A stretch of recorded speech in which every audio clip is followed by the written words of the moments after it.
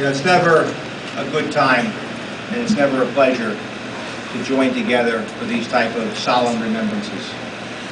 Far too many times and far too often, people that we know, friends, family, loved ones, active members in our community are taken from us. I come tonight from the community center, where I have to run back to shortly, where county government, in conjunction with the Board of Education, is hosting a seminar for our high school parents and guardians about gang activity. And the reason I share that with you is because that same type of criminal element, that same type of gang activity that believes in violence, in drugs, in crimes, that's prevalent here, is the same reason that we're here tonight.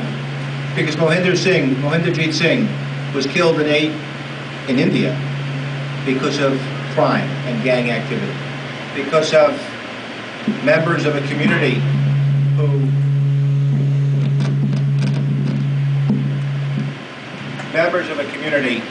decided that they want what he has, they want what his family has. And so they took this young man from his family. They took him from his hometown community, his adopted hometown community here in Carteret, and they took him from the Sikh community at large. And for what? For what? For what gain? For what monetary gain could they possibly have? For what resource? Tonight we're here to mourn Mohinderjit. We're here to talk about what we can do as a community and what's going on. I've had the opportunity to meet with many of the community leaders. We've brought in Congressman Siri's office. I have been on the phone and have sent letters to the Federal Bureau of Investigation, to the State Department, to President Obama, and to members of the Senate and Congress, as well as to the Consul General in India.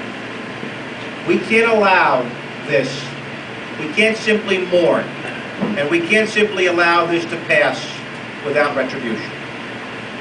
Our God is a merciful God, but when acts of violence are taken against free people, when acts of violence are taken against a community, they need to be held to justice.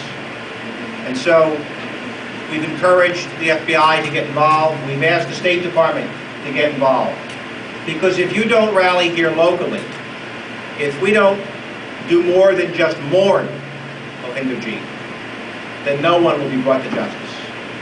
So the plans, of course, are to continue following the proper chain, continue to reach out to the State Department and the FBI, to begin to get news media involved, to have a candlelight vigil, to reach out to the gurdwaras in the tri-state area, to ensure that we, in the near future, have a rally in front of the Consul of India in New York City, to make sure that those representatives of the nation-state of India understand that Asian American Indians or Asian Indians and members of the Sikh community are not going to allow a member of this community to go home and to be murdered on the streets so that someone could gain monetary benefit. This wasn't in retribution for anything. This wasn't in revenge for anything. Mohinderjit did no one wrong. This was a crime against humanity, a crime against an entire community, and against those of you that have decided to call the United States of America your adopted home country. Those of you that have decided to come over here to start a family, to raise a family, to go into business for yourself, to live what we consider to be the American dream. We do that with freedom of religion, freedom of speech, freedom of choice. Whether you're here as a resident alien, as a permanent member of our community, or whether, like Mohinderjit, you become an American citizen, your rights are inalienable. No one has the right to decide whether you live or die. And so I'm proud to lend my voice and support to this community. I'm proud to be here with you tonight to let you know that I will continue to stand by this community, to stand by the family in this time of need. And when we rally in New York, I will be there with you as well. And I will ensure that we get representatives, from not only the New Jersey Senate and the New Jersey Assembly, but that we invite congressional leadership and officials from the state of New Jersey, from the tri-state area, because this cannot be forgotten. This cannot be forgotten. It cannot be brushed aside. You know, for many years, I've had the opportunity to serve as mayor, and so I've dealt with many issues with the Sikh community. This is not the first time I've heard of a member of our community going home, going back to their prior home, visiting family and friends, and running into problems. This is not the first time that we've heard or learned about real estate or land or property that was being stolen from family members who decide to live over here overseas. India is the largest democracy in the world.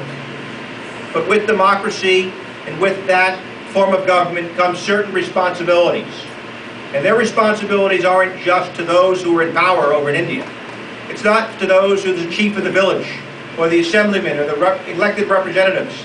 That responsibility of democracy goes to all people who live in a free way of life.